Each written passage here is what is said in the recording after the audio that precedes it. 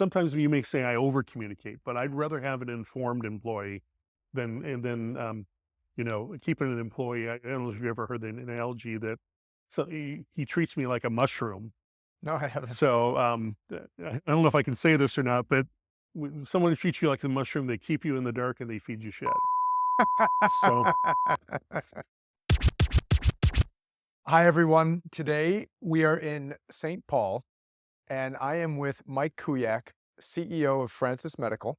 And this is the Medtech Startup Podcast, where we are about to get inside the head, the heart, and the guts of this medtech entrepreneur. Mike, thank you very much for being here with us today. Really appreciate this. I'm glad to be here. Thank you.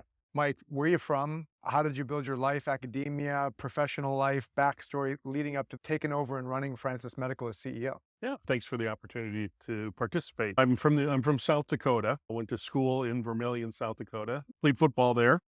Got a degree in physics and chemistry. Started the business in college also, which I sold after leaving college and checking out a couple PhD programs, and decided not to pursue that path and fell into pharmaceutical sales, working for Hoffman LaRoche in Sioux Falls, South Dakota. And then from there, did a lot of stints in the commercial side, both in pharmaceuticals and also in biotech.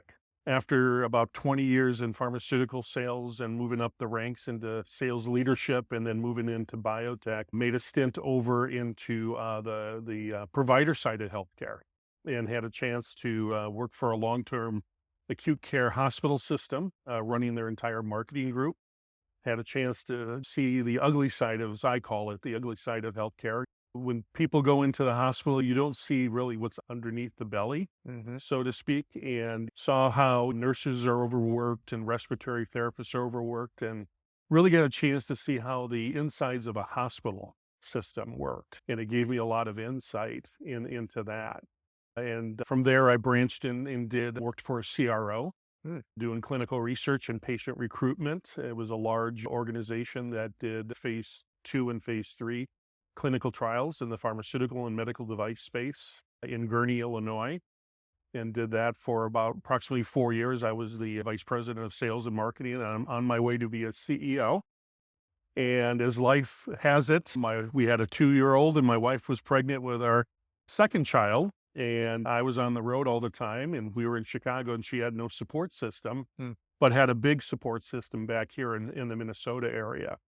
So I made a career choice and left that career. I was on the track to be CEO of that company and came up here and tried to find a position in pharmaceutical or biotech, and there just isn't. But there was this industry called medtech, which I knew nothing about, or medical device. And I started my career all over again as a product manager working for American Medical Systems. I was there for 4 years, left and did a couple startups. Came back to AMS running their prostate health business and did that for 7 years. And then we sold that division to Boston Scientific. And then went to another startup called Nexthera, where I was the chief marketing officer and ran the international business. And then we sold that company to Boston Scientific again. So twice I managed 2 commercial integrations and was an employee for Boston for 6 months and 1 day. And then got the calling for the CEO position here at Francis Medical. Francis Medical is a spin out of the Nexthera purchase from Boston Scientific, which they bought in May of 2018. We spun out the NewCo. They didn't want to purchase the cancer applications to the use of water vapor or steam, but they did retain ownership in the company for that licensing agreement. And they've been a really good investor in Francis Medical. So just a little deeper on the technology. Where is the company as a status today? How old is it? How many employees are there? How much funding? Just that story of where Francis is today, and we're going to deep dive into everything else after that. Sounds good. So we're using water vapor or steam to ablate cancerous prostate tissue. Nexthera developed it for the benign portion, and that's the piece that Boston bought, along with the overactive bladder applications. We're located in Maple Grove, Minnesota. We have 35 employees.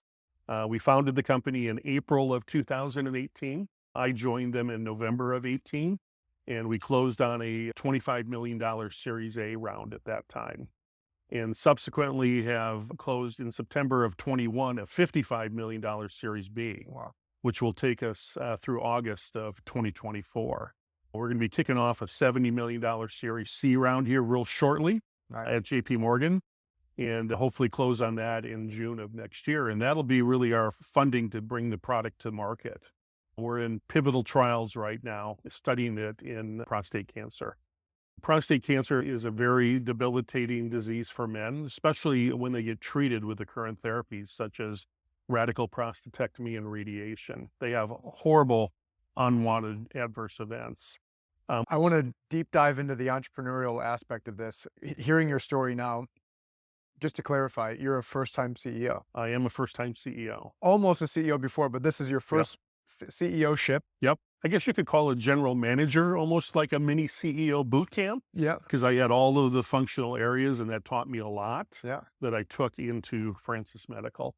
And also, it's your first time raising capital. It is. So now that we set the stage on that, I want to go into the fact that you've been a commercial leader, you've led teams before, but now all of a sudden you're a CEO. There has to be nuances there. Like, what is that transition and learning lessons and some of those epiphanies that you said, okay, I could lead teams before, I was really good at commercialization, I could get in and get out with what my position was supposed to be, but now I'm at the helm and I have a board to answer to. But what were some of those nuances of taking over the CEO role that you didn't quite understand before taking it over? It's a great question. I think the biggest part of the nuances that I learned is finding the right people to put on your team, right? You're building a football team, and you don't need 11 quarterbacks, right? You need people to play in their positions and to be experts in their position. And I believe we've built a great team around me. While I've got my charge to raise money and support my team, I've always adopted a philosophy of servant leadership. I instill that throughout the organization along with my team. I went and found a great head of clinical affairs and a great leader for R&D and a finance person who's my right arm. And we really take more of a team approach and a partnership approach. And that's one of the, I guess, the biggest things is don't hire the first person. Take the time to find that right person, and you will. You don't need to do it immediately, but sit there and think through. You're building a team, and you don't want to have everyone marching down the same street with you. You want people to challenge you and to have good debate amongst each other, and people who have come with the experiences that I haven't had in some of these functional areas. Especially something that I've learned a lot about is we've hired a very good regulatory person, and they've taught us a lot and got the company to where they're at today. So the other thing is not only taking over the helm, but raising capital. And you have this quote that raising capital is no different than salesmanship. It is. Learning that commercial background that you've taken throughout your whole career, and then all of a sudden being tossed in the helm and saying, okay, I got to go out and raise external capital.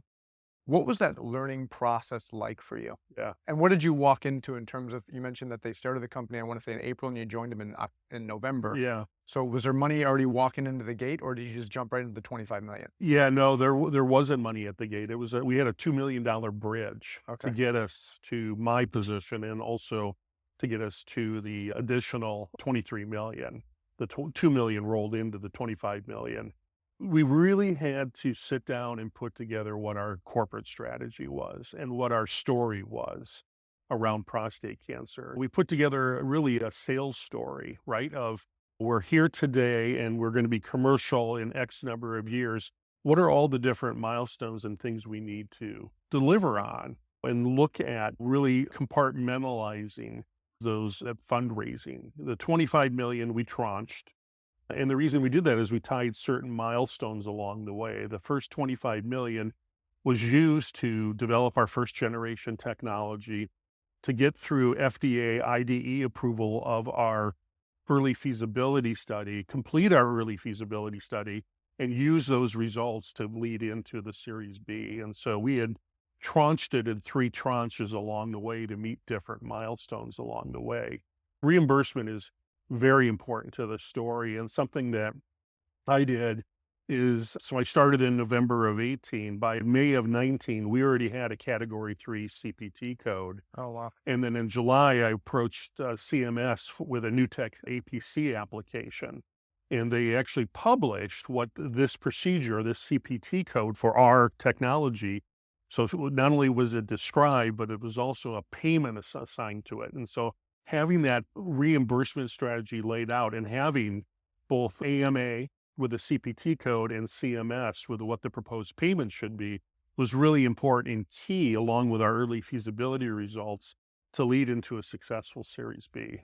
Did your commercial experience push you to do that? Because we're privy to many co-founders, first-time entrepreneurs, and sometimes they don't even spell the word reimbursement anywhere on their deck until they're 6 months away from FDA clearance. Yeah, that's a great question. What really led me to do that is not only observing what medical device companies weren't doing, but really my experience in pharmaceuticals. When I was on the commercial side, including marketing, we worked very early on in the product life cycle to not only obtain what our reimbursement strategy is, but what's our health economic story to the marketplace, right? Where is the value that a technology is going to bring not only to patients, but also to the healthcare system? And those experiences led me to really tackle this up early, because I've seen many companies, and I've observed it while I was working at AMS and even at Nextera. A lot of times reimbursement is thought of last or already when you're in your pivotal trial. But we did this before we even had a final device design laid out for our early feasibility study. So it's never too early to get involved in reimbursement for your technology? It is never too early. On the regulatory side then, are you a 510K de novo or PMA? We're both a 510K and a PMA. Explain that. So one of the things that our strategics, both Boston Scientific and Coloplast, who are in our cap table, said to us that having a cancer label was extremely important for their sales organizations to be able to promote on label. Also, there is no other cancer therapy on the market today that has a cancer label in the area of prostate cancer. So we went through 5 pre-subs with the FDA over a period of 2.5 years. It took time, but eventually we got there. So our 510K pathway will get us to market in Q3 of 25, and we'll have a tool claim, ablation of prostate tissue, just like all the other cancer treatments today have on the market. But we've worked with the FDA to talk about really prostate cancer and talk about how men are treated with prostate cancer today. Men have 2 choices. They can either choose active surveillance and live with cancer in their body. And why do they do that? I myself had a father who had prostate cancer and had radiation therapy. I have a father-in-law who has prostate cancer today, who's in active surveillance and really should be treated. And the reason he doesn't want to be treated is for fear of having a radical prostatectomy or radiation. When you have the prostate removed out of the body, there's a high incidence of urinary incontinence and erectile dysfunction, stricture disease, other complications that person, that man, has to live with the rest of their life. And so we had a discussion with the FDA and also used some patient advocates in our discussions with them who had prostate cancer and who had a radical prostatectomy and what their life was like and what they went through. And having that with the FDA and talking about, we should be looking at this a little bit differently. We should be looking at it like breast cancer or any other, kidney cancer, bladder cancer. In none of those examples do you remove the organ from the body, especially if it's not impact the entire organ. For example, breast cancer. If there's just a part of the breast that's impacted by the cancer, you do a lumpectomy. You remove that tissue and you leave the breast intact. Why? And again, quality of life for the woman. Kidney cancer, same thing. When you have kidney cancer, unless the entire organ's impacted, you don't remove the entire kidney. You go in and you ablate or you do a partial nephrectomy and leave the kidney in place because it's a functional organ and it's needed by the body. So why are we removing the entire prostate? So they got to think a little bit more about this, and we started talking about the management of cancer. Once you're diagnosed as a cancer patient, you're a cancer patient for life. If you get cured or treated, you're always going to be in active surveillance, or you're going to be monitored for fear that cancer may reappear somewhere else in the body or somewhere else in that organ. And so we got them to think more about that. And our PMA path is actually, so we will have an ablation of prostate tissue, and we'll start to market the technology in the third quarter of 25. But in 27, we'll actually upgrade our indication through the PMA process to the management of prostate cancer by providing longer-term data on a much higher, larger data set of men. So storytelling, salesmanship, you've talked about regulatory and reimbursement strategies. You've raised a significant amount of money in two Series A and Series B. So 80 all in to date. You're about to go raise a 70 million round next year. And how many are on your cap table? 6. So you've managed a total of 80 million with 6 investors on your cap table. Yep. What's the style of investor that you've taken on? Yeah. So we have 2 strategics, Coloplast and Boston Scientific. Neither one of them have rights, but they're great investors, and they're valuable because they have resources we can tap into for different reasons. Like for Coloplast, they've got a great surgical sales organization with deep relationships with urologists, so we can tap into that resource. With Boston Scientific, they are very large. They're tapped into the IDNs. They have multiple sales organizations in their urology group, very successful, and they have great reimbursement resources. So we've tapped into both of those. So those are our 2 strategic investors. We also tapped into 2 true VCs, both Arboretum Ventures in Ann Arbor and Solus Bio Ventures in Chattanooga. We have a family office that is part of the Carlson Foundation called Tonkawa. And then we've got a very unique, another Chattanooga, who we were introduced by Solus Bio Ventures there, the McClellan Foundation, who actually invests in game-changing healthcare technologies that will add great value to the healthcare system. And they do it to raise money for their Christian organization. So any profits they make, they give as grants out to establishing new churches, helping people in need, stuff like that. So all of that money they make in terms of selling companies, when they take a profit, they give back to people. I want to get into investor psychology. And you have corporate venture on your cap table. You have traditional institutional VCs, family offices, and foundations. Was it the same pitch to all of them that got them over the line? In essence, it was about the company, but really understanding what their unmet need is in their portfolio and really digging down and looking at. I did a lot of due diligence and research to find out the type of companies they invest in. Who will lead an A? Who will lead a B? Where do they follow? Do they like to tranche their money? Do they have sharp elbows or not? You want to have investors that all get along together, because you're going to have them on your board as either board observers or board members. We also added 2 independent directors now to our board. We have Andre DeBruyne, who's our lead, who was also the chair of Francis Medical, but the chair of Nextera. He was a great resource to bring over. And Michael Hoy, our founder, brought him over originally when he first founded the company back in April of 18. And then we also have Andrew Cleland, we just recently added to our board. We're at a stage right now where we need to start looking at what our Series C and what our options are. And Andrew has been very valuable in helping us navigate the next steps that we need to take as we're going into raising our Series C.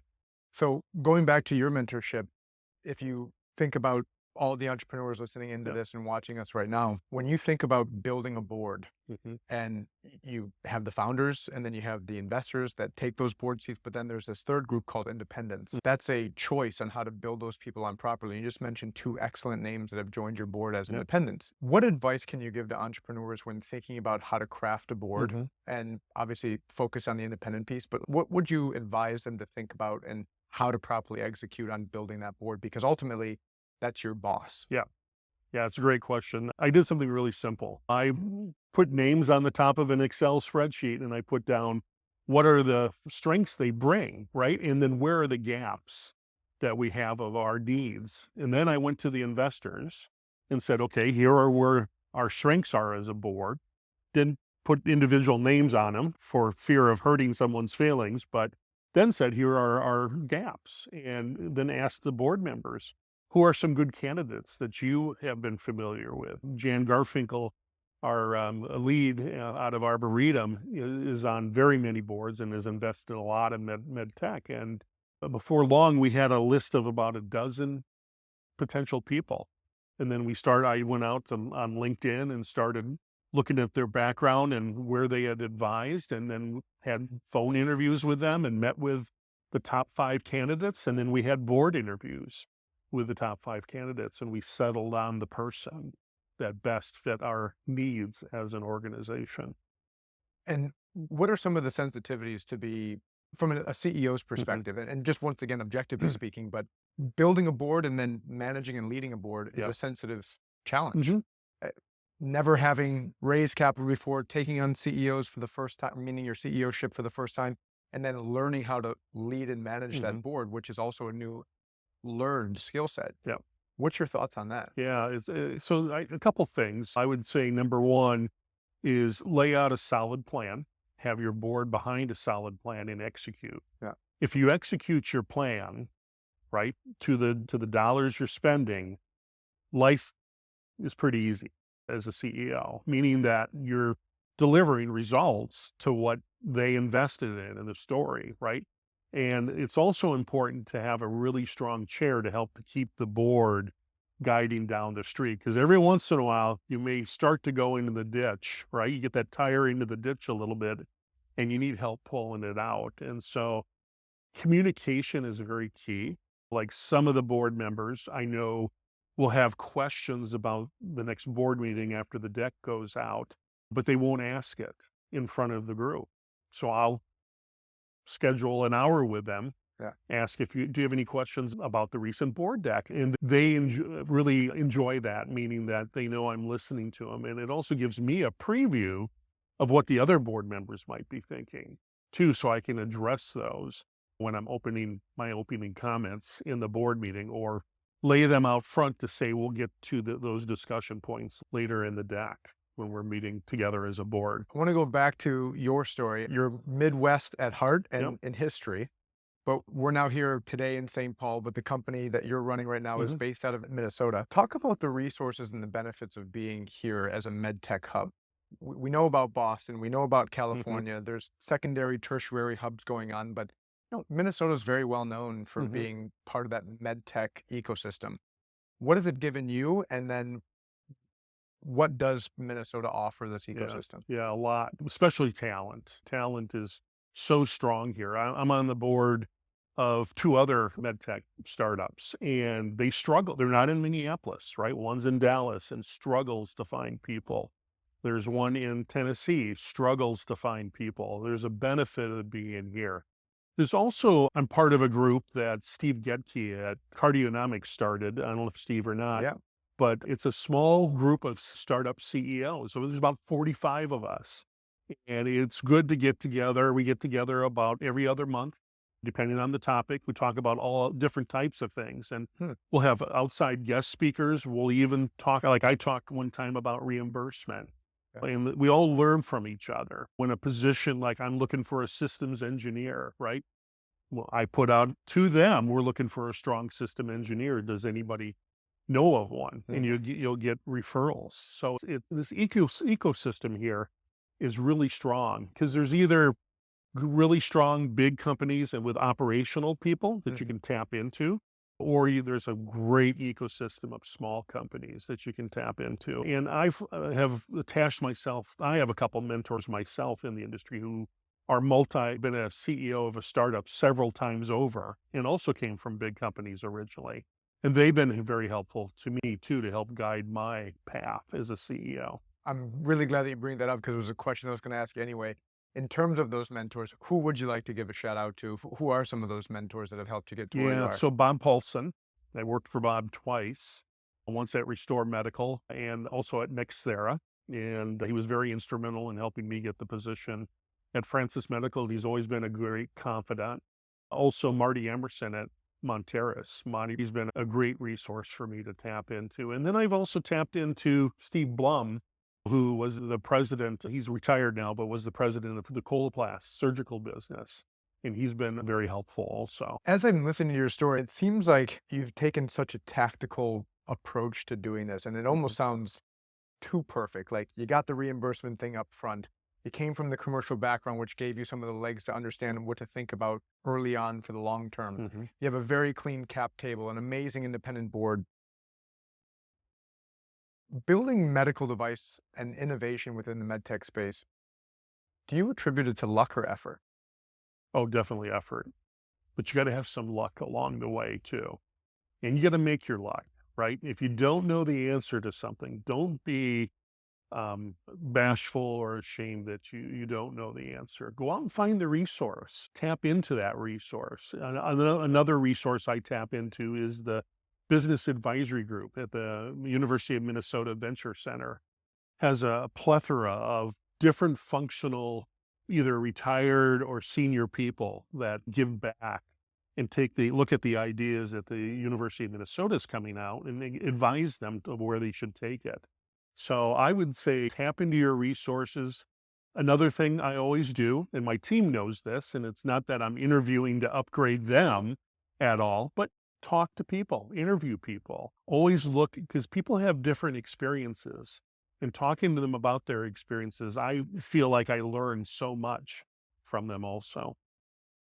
I wanted to go back to the idea of having two strategics on your cap Mm-hmm. table. You mentioned some of the benefits that come from them. Yep. But I'm just going off of what I've learned from the various conversations I've had.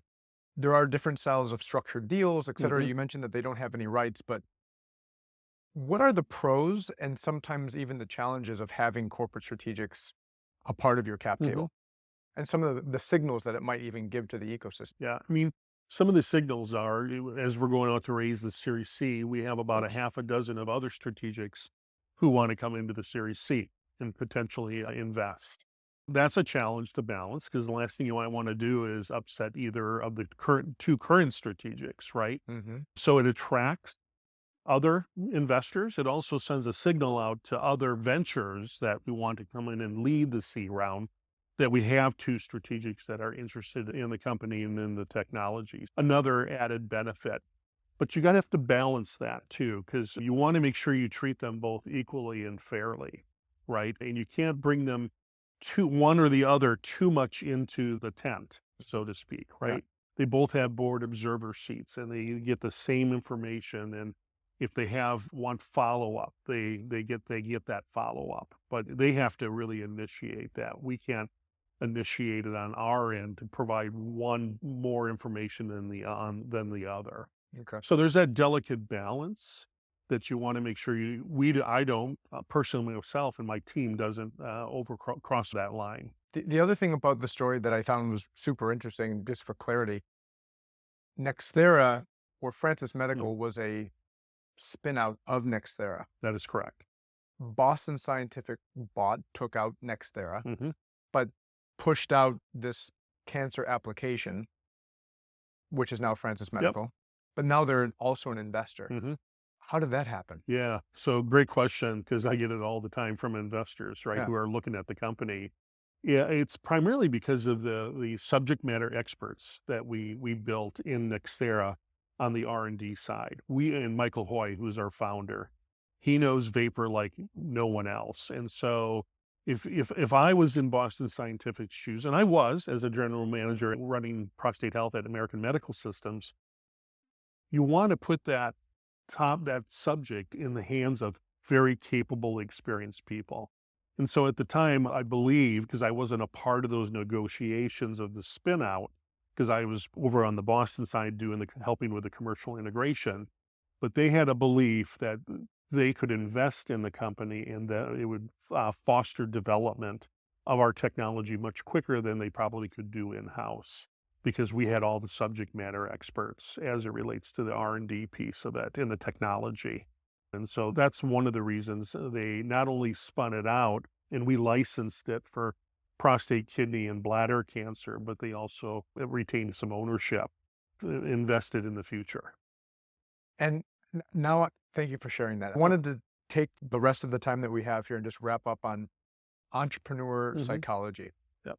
And we talked about earlier about like the learning curves that you had of being a first-time CEO, et cetera. But if we talk about the challenges or even mistakes, once again, you're a mentor for many others. Like you've seen a lot of other startup companies, but now you've had a very strong success of building up Francis Medical to where it is today. When you look at how companies or entrepreneurs build medical device startups, what are some of the overlapping or patterns of mistakes that you see that you were able to either mitigate or it wasn't applicable to your company, but it's in general? Let's talk about entrepreneurship. Yeah, I would say one of the key things, and we're not perfect by no means, right? Pick your partners very wisely and go through a process and pick those partners, like from a manufacturing perspective or a development perspective. We don't have software engineers on our team, but we work with a company called Interoptics, which has been a great partner. We've also worked with partners that have not been so great and maybe don't have the best quality systems in place. And we have to find it out on the back end and then have to come in and repair that or fix that because it impacts us in our clinical study. It's really important to pick the right partners, and it's something we've learned and we become much better at it, but it's because we've made mistakes in choosing those partners. And in terms of leadership, like for all those first-time CEOs who have to be tasked with building a team, what's your philosophy of building teams? Yeah, get out of the way. Get out of the way. Find the right people, build a culture. I'll tell you what I did very early on at Francis. The first thing I did, first of all, the company wasn't called Francis Medical. It was actually called Next Phase after Nexthera. Okay. So taking the technology to the next phase. Don't let an engineer name your company. How did it get Francis then? I went through a mission, vision, values exercise with the team at the time based on my marketing experience. And we came up with a purpose, and that is tough on cancer, gentle on patients. That's what our technology is. And then we came up with 5 core values that we want to aspire and instill within our organization. And we came up with Francis. We went through a naming exercise and everybody put their names out forward. And we ended up with Francis. And the reason we ended up with Francis is actually a patient. It's Michael Hoy's father, Francis Hoy, who died from prostate cancer. And it was Michael's father that inspired him to develop water vapor. And he just couldn't get to prostate cancer early in his career. He had to go do it in lung cancer and BPH and heavy menstrual bleeding and eventually Francis got founded and funded. And so there's a real story and passion behind it. I mentioned that my father had prostate cancer. Everyone knows someone who's has or been through prostate cancer treatments. And so there's really a strong value set and mission behind what we're doing. And I know I distracted you on that one, but the philosophy of building those teams, again, you were talking about getting out of the way. Get out of the way, yeah. And then I asked you about how Francis came about. So Yeah, sorry yeah, no, it's okay. But so you want to get out of the way, number one. Number two, I instill servant leadership throughout the organization. My job is to make sure my team has the resources and the people and the funding that they need to get their job done, right? And then their job is to make sure their teams are treated well and they have the funding and the resources to get their job done. And if everybody at the basic level is doing what they're doing and everybody works together, we all win together. We also have a check your ego at the door. It doesn't matter if I'm the CEO or I have a VP of finance or you're a mechanical engineer. We're all peers. We're all on one level. We just have different jobs to do, right? And so it's important to instill that philosophy across the organization and have open communication. We have an office structure set up to really help foster that communication. All of our cubes are low cubes. People can pop their head up and talk across the room. It's really neat. We've also have mixed product development, R&D with quality, with regulatory. Sometimes you can based on how the office is set up, but we all have an open door policy that if you've got something to talk about, come see me. We also do employee meetings on a quarterly basis or even more often if there's news that's going to be coming out. an informed employee base is so important. That everything should be transparent to the people so that, because then they understand what our mission, vision, values are and where we're going. So communication seems Yeah. a big piece of the It infrastructure of is. Francis Yeah. Medical. Sometimes you may say I over communicate, but I'd rather have an informed employee than keeping an employee. I don't know if you've ever heard the analogy that he treats me like a mushroom. No, I haven't. So I don't know if I can say this or not, but when someone treats you like a mushroom, they keep you in the dark and they feed you shit.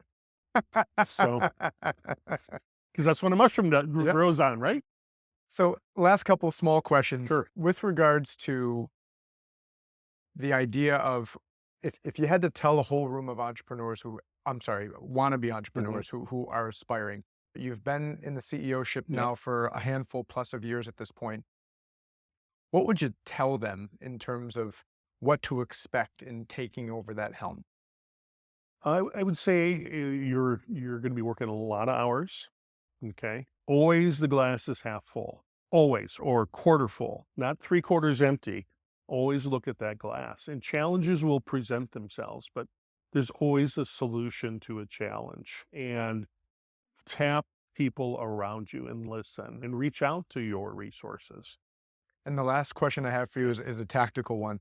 So it's a hyper unique story. Once again, 6 investors on the cap table taking 25 million Series A.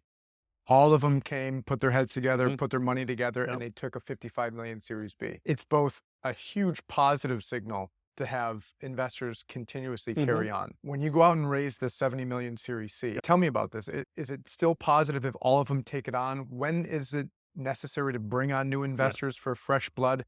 Is there a positive and a negative of only having the same investors? Talk about that whole philosophy. Yeah, so it's a great question because we went through this as a board and we talked about this.